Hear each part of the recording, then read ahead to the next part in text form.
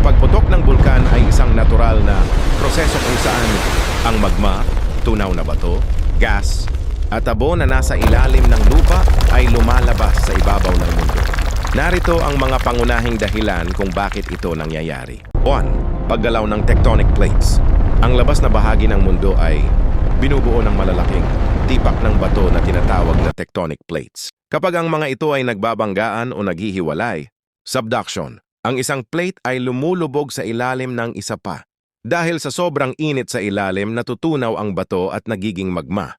Rifting, kapag naghiwalay ang mga plate, may puwang na nabubuo kung saan umaakyat ang magma mula sa ilalim. 2. Buoyancy o pag-angat ng magma. Ang magma ay mas magaan kaysa sa mga solidong bato sa paligid nito. Dahil dito, natural itong lumulutang o umaakyat pa itaas.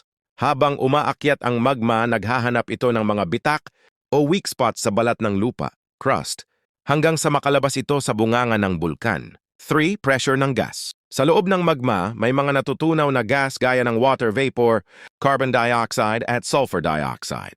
Habang papalapit ang magma sa ibabaw, bumababa ang pressure kaya ang gas na ito ay nagiging bula, parang kapag binuksan ang bote ng soft drinks. Kapag sobrang dami na ng bula at pressure, sumasabog ang bulkan para ilabas ito. Oxta Hipti. Pagpasok ng tubig, phreatic eruption.